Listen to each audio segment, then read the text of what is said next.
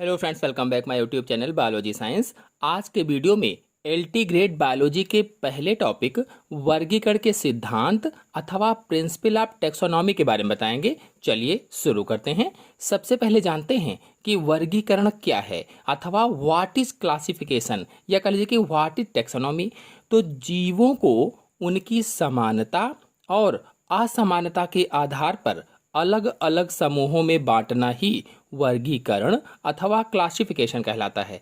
परिभाषा को अच्छे से समझें तो हम सभी लोग जानते हैं कि इस संसार में जीवों की संख्या बहुत अधिक है और इतने सारे जीवों का अध्ययन करना कठिन है, उनके बारे में जानना कठिन है। कितने सारे? लगभग में 17,50,000 के करीब जीव जातियां पाई जाती हैं। इस पूरे संसार में लगभग में 17,50,000 के करीब जीव जातियां पाई जाती हैं और इतने सारे जीवों का अध्ययन, उनके बारे में जानना, उनकी पहचान करना, ये सब कठिन है। इसीलिए वैज्ञानिकों ने अध्ययन की सुविधा के लिए इन सभी जीवों को उनके लक्षणों के आधार पर अलग अलग समूहों में बांट दिया है, अलग अलग वर्गों में बांट दिया है। इसे ही वर्गीकरण कहा जाता है अथवा इसे ही क्लासिफिकेशन कहा जाता है। तो अब आप लोगों को क्लासिफिकेशन क्या है अथवा वर्गीकरण क्या है समझ में आ गया होगा।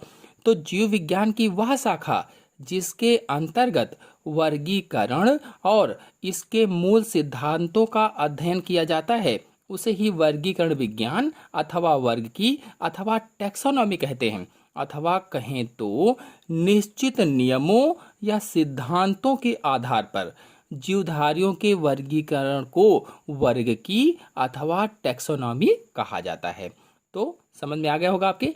तो टैक्सोनॉमी जो है ये ग्रीक शब्द जो दो शब्द हैं, टैक्सिस और नोमोस। टैक्सिस और नोमोस ये ग्रीक शब्द हैं।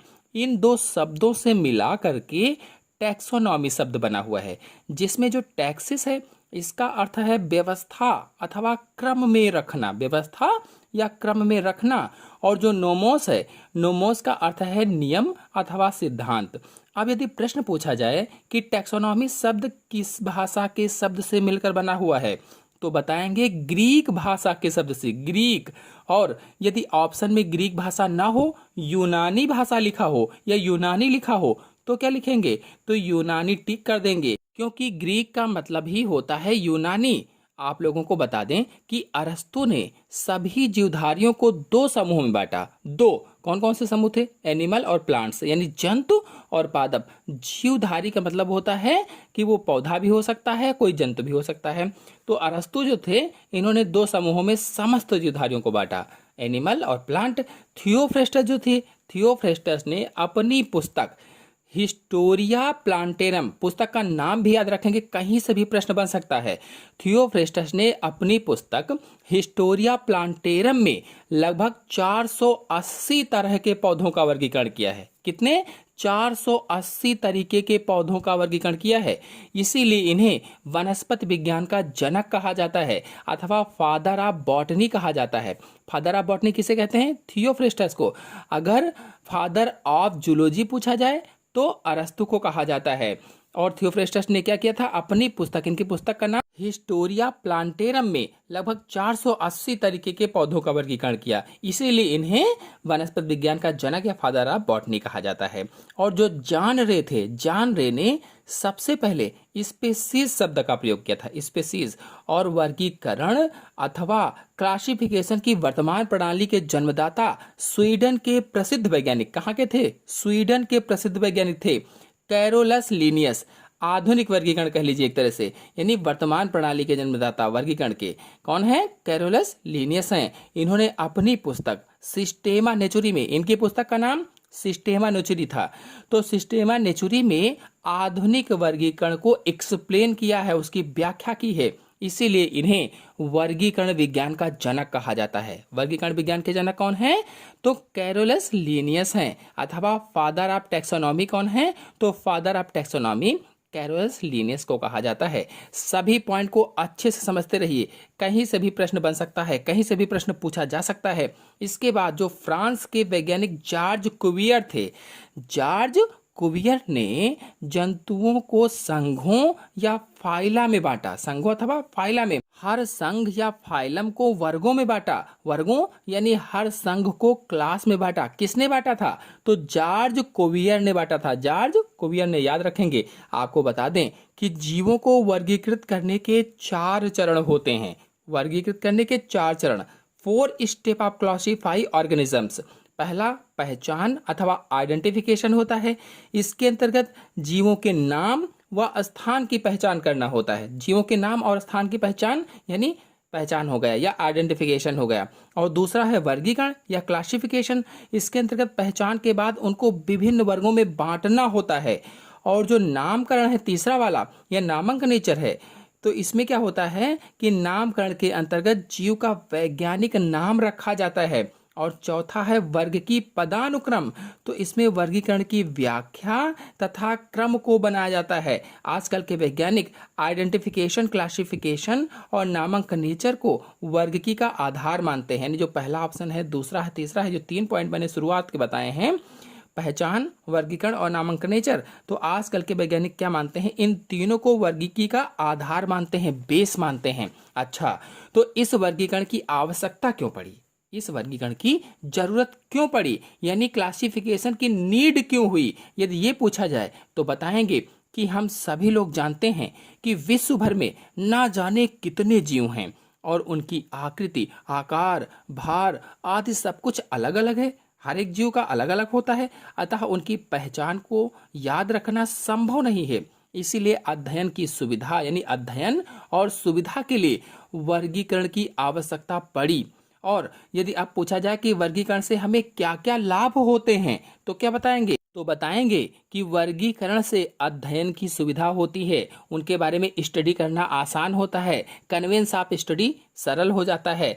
और दूसरा है विकास क्रम व प्रमाण का ज्ञान हो जाता है। उनका विकास क्रम क्या है, उनका प्रमाण क्या है, इसका ज्ञान हो जाता है। यानी नॉलेज ऑफ एवोल्यूशन प्रोसेस हो जाती है। और फिर तीसरा है नए जीवों की खोज हो पाई। जो वर्गीकरण हुआ इससे नए जीवों की खोज हो पाई, डिस्कवरी ऑफ न्यू ऑर्गेनिज्म हुआ। फिर संयोजक कड़ियों का पता चला।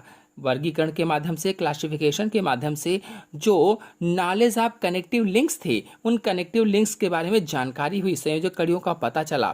फिर अगला है अनुकूलन का ज्ञान हुआ, यानी नॉलेज ऑफ एडाप्टेशन हुआ। और फिर अगला है संग्रहालयों में जीवों के रख रखाव में आसानी हुई। जो संग्रहालय थे उसमें जीवों को रखने में आसानी हुई, कौन सा जीव कहाँ रखना है उसको अच्छी तरह से जानकारी हो गई। Helpful in preservation of organism in museum. और फिर नेक्स्ट है समानताओं व विभिन्नताओं के कारणों का पता चला।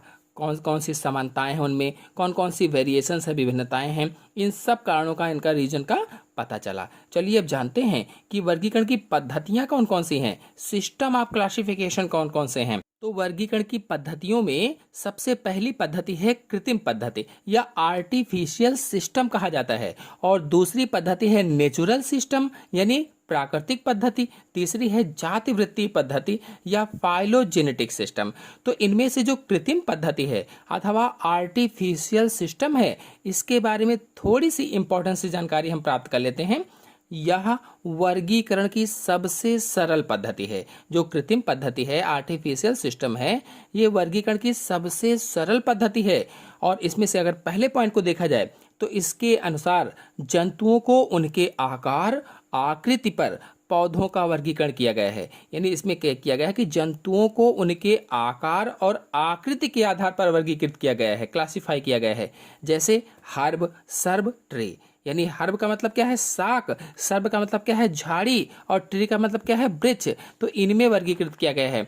और इसी तरह से दूसरी है जीवन अवधि के आधार पर पौधों का वर्गीकरण। जीवन अवधि उनकी क्या है, इसके आधार पर पौधों का वर्गीकरण किया गया है। जैसे कौन सा पौधा कितने वर्ष जीवित रहता है, कितने वर्ष वाला है, 1 वर्षीय है, 2 वर्षीय है, बहुवर्षीय है, यानी एनुअल है, बाइनियल्स है, पेरिनियल्स है, इनमें से कौन सा है, ये जीवन अवधि हो गए, इसके आधार पर वर्गीकृत किया गया है। फिर अगला है आवास या हैबिटेट के आधार पर जंतुओं का वर्गीकरण। तो इसमें क्या है, जैसे कौन से जंतु स्थलीय हैं, कौन से जंतु जलीय हैं, कौन से जंतु वायवीय हैं, तो इसके आधार पर जंतुओं का वर्गीकरण किया गया है। फिर दूसरी पद्धति है प्राकृतिक पद्धति या नेचुरल सिस्टम। दूसरी कौन सी पद्धति है? प्राकृतिक या नेचुरल सिस्टम। तो वर्गीकरण की यह पद्धति अनेक लक्षणों के तुलनात्मक अध्ययन पर आधारित है। जो अनेक प्रकार के लक्षण होते हैं उनको तुलना किया गया है, इस अध्ययन पर आधारित है। और इस पद्धति में जीवों का वर्गीकरण उनकी प्राकृतिक संरचना, कार्यकी, स्वभाव, व्यवहार में समानताओं व विभिन्नताओं पर आधारित है। यानी इस पद्धति में, किस पद्धति में? प्राकृतिक पद्धति में जो जीवों का वर्गीकरण किया गया है, जो उनका क्लासिफिकेशन किया गया है, उनकी प्राकृतिक स्ट्रक्चर को देख करके, नेचुरल स्ट्रक्चर को देख करके, उनकी कार्यकी क्या है, वो कैसे कार्य करते हैं, उनका स्वभाव कैसा है, व्यवहार कैसा है, उसमें क्या समानताएं हैं, क्या वेरिएशंस हैं, क्या विभिन्नताएं हैं, इस पर आधारित है। और इस पद्धति को जॉन रे ने प्रस्तुत किया था। प्राकृतिक पद्धति को, नेचुरल सिस्टम को किसने विकसित किया, किसने प्रस्तुत किया? तो जॉन रे ने प्रस्तुत किया था।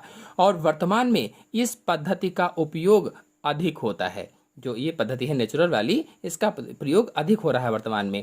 फिर तीसरी पद्धति है जातवृत्तीय पद्धति या पॉलीजेनेटिक सिस्टम। तो किसी भी जाति के विकासीय क्रम को जातिवृत्त या पॉलीजेनी कहा जाता है। पॉलीजेनी क्या है? कोई भी जाति है उसका जो विकास का क्रम होता है उसे ही जातिवृत्त कहा जाता है अथवा पॉलीजेनी कहा जाता है। और विकास के आधार पर जीवों के वर्गीकरण को जातिवृत्तीय वर्गीकरण कहा जाता है। अगर विकास के आधार पर उनका वर्गीकरण किया गया है तो क्या हो गया कि जातिवृत्तीय वर्गीकरण हो गया। लैमार्क के अनुसार जाति क्रमिक रूप से धीरे धीरे बदलकर नई जाति का विकास करती है। और डार्विन ने क्या बताया था? डार्विन ने अपने प्राकृतिक वर्ण के द्वारा जातियों की उत्पत्ति का सिद्धांत दिया था। एंगलर, प्रेंटल, हचिंसंस आदि कुछ वैज्ञानिकों ने पादप जगत को जातिवृत्त के आधार पर वर्गीकरण करने का प्रयास किया था। आइए जानते हैं वर्गीकरण की इकाइयां कौन कौन सी हैं, यूनिट्स ऑफ क्लासिफिकेशन कौन कौन से हैं। तो वैज्ञानिक कैरोलस लिनियस ने जंतुओं के वर्गीकरण के लिए 7 प्रमुख क्रमबद्ध समूह नामों का प्रयोग किया है। कौन कौन से हैं? पहला है जाति अथवा स्पेसीज अथवा इसे ही प्रजाति कहा जाता है। दूसरा है वंश अथवा जीनस अथवा इसे ही श्रेणी भी कहा जाता है। सभी नाम को याद रखिएगा। तीसरा है कुल अथवा इसे ही कुटुंब कहा जाता है, अंग्रेजी में फैमिली कहते हैं। चौथा है गण अथवा आर्डर। और फिर पांचवा है वर्ग अथवा क्लास। फिर छठा है संघ या फाइलम अथवा इसे ही समुदाय भी कहा जाता है। और सातवां है जगत अथवा किंगडम। तो कुल मिलाकर के 7 प्रमुख हो गए। किसने? कैरोलस लिनियस ने जंतुओं के वर्गीकरण के लिए 7 प्रमुख क्रमबद्ध समूह नामों का प्रयोग किया था। कितने नामों का प्रयोग किया था? तो 7 अगर पूछा जाए तो। और इनको सही क्रम में अगर रखा जाए, सही क्रम में रखना पदानुक्रम कहलाता है। अगर इन सभी को सही क्रम में रखा जाए तो उसे पदानुक्रम कहा जाता है। जैसे सबसे पहले जगत, फिर संघ, फिर वर्ग, फिर गण, कुल, वंश, जाति। ये हुआ सही क्रम। कभी प्रश्न पूछा जा सकता है कि इसका सही क्रम क्या होगा, तो जगत पहले होगा, फिर संघ, वर्ग, गण, कुल, वंश, जाति। यानी kingdom, phylum, class, order, family, genus और स्पेसीज, ये सही क्रम होगा। और इनमें से जो जाति है ये वर्गीकरण की मूल इकाई होती है। अगर प्रश्न पूछ लिया जाए तो जाति क्या होती है? वर्गीकरण की मूल इकाई होती है अथवा जाति वर्गीकरण की सबसे छोटी इकाई होती है। अगर प्रश्न पूछा जाए वर्गीकरण की सबसे छोटी इकाई तो जाति होती है, मूल इकाई तो जाति होती है। और एक बात यहाँ पर ध्यान दीजिए कि कभी कभी एक ही जाति के जो जीव होते हैं उन जीवों के अलग अलग वातावरण में रहने के कारण कुछ उसमें असमानताएं आ जाती हैं। भाई एक ही जाति के जीव हैं, अलग अलग वातावरण में रह रहे हैं तो उनमें कुछ असमानताएं आ जाती हैं, एक जैसे नहीं रह जाते हैं। ऐसे समय में, इस स्थिति में जातियों को उपजातियों में बांटा जाता है, उपजातियों में। और इस स्थिति में वर्गीकरण की सबसे छोटी इकाई उपजाति हो जाती है, लेकिन आमतौर पर सबसे छोटी इकाई जाति ही होती है। तो इन सभी पॉइंट को ध्यान से समझेंगे ताकि कहीं से भी प्रश्न पूछा जाए आप लोग अच्छे से उत्तर दे लें, सभी प्रश्नों को हल कर लें। चलिए अब कुछ मोस्ट इंपॉर्टेंट क्वेश्चन को देख लेते हैं। पहला क्वेश्चन है, द्विनाम पद्धति प्रस्तुत की थी किसने? 4 ऑप्शन दिए गए हैं, इसमें से ऑप्शन सही होगा पहला, कैरोलस लीनियस ने द्विनाम पद्धति प्रस्तुत की थी। नेक्स्ट है, जाति शब्द दिया गया, जाति शब्द किसके द्वारा दिया गया था? तो जॉन रे ने जाति शब्द दिया था, बी वाला ऑप्शन सही होगा। नेक्स्ट क्वेश्चन है, अभी तक लगभग कितने पौधे पहचाने जा चुके हैं? तो ऑप्शन सही होगा इसमें से सी वाला, 2,50,000 पौधे अभी तक पहचाने जा चुके हैं। नेक्स्ट है, लीनियस ने शब्द दिया, 4 ऑप्शन आपके सामने दिए गए हैं, इसमें से लीनियस ने कौन सा शब्द दिया था? तो हम सभी लोग जानते हैं बाइनोमियल नॉमेनक्लेचर शब्द दिया था, सी वाला ऑप्शन सही होगा। नेक्स्ट क्वेश्चन है, द्विनाम पद्धति के नामकरण का अर्थ है पौधे के नाम को 2 भागों में लिखना, ये है, कौन सा ये है? तो आंसर सही होगा इसमें से डी वाला, वंश तथा जाति। बता दें कि लीनियस ने द्विनाम पद्धति दी थी और इसके अनुसार प्रत्येक जीव के 2 नाम होते हैं, पहला जेनेरिक जो वंश को दर्शाता है और दूसरा स्पेसिफिक जो जाति को दर्शाता है, इसीलिए इसमें आंसर सही होगा डी वाला, वंश और जाति। नेक्स्ट क्वेश्चन है, नई जाति की घोषणा के लिए कौन से लक्षण आवश्यक हैं? तो आंसर सही होगा इसमें से सी वाला, नई जाति के पुष्प के लक्षण। प्रश्न था नई जाति की घोषणा के लिए कौन से लक्षण आवश्यक हैं? तो नई जाति के जो पुष्प के लक्षण होते हैं वो आवश्यक होते हैं। नेक्स्ट क्वेश्चन है, वर्गीकरण की सबसे बड़ी इकाई है, सबसे बड़ी इकाई पूछा गया है। तो सबसे बड़ी इकाई क्या होती है? किंगडम होती है अथवा जगत होती है, जगत। नेक्स्ट क्वेश्चन है, वर्गीकरण का कौन सा शब्द किसी भी समूह को बताने के लिए प्रयोग में आता है? तो आंसर सही होगा इसमें से डी, टेक्सान। जो टेक्सान है किसी भी समूह को बताने के लिए प्रयोग में आता है। नेक्स्ट क्वेश्चन है, टेक्सान का सही क्रम क्या है? सही क्रम बताना है, 4 ऑप्शन दिए गए हैं और इसमें सही क्रम होगा, आंसर सही होगा बी वाला, डिवीजन में वर्ग, गण, कुल, ट्राइब, वंश, जाति, ये वाला सही क्रम होगा। नेक्स्ट क्वेश्चन है, टेक्सान का अर्थ है, टेक्सान का अर्थ क्या है? तो इसमें से आंसर सही होगा सी वाला, समान लक्षणों वाले पौधों का समूह, जैसे फाइलम है, स्पीसीज है, फैमिली है आदि। तो समान लक्षण वाले पौधे के समूह को ही टेक्सान कहा जाता है। नेक्स्ट है, वंश समूह है समान तथा संबंधित, तो किसका? जाति का है, जाति का।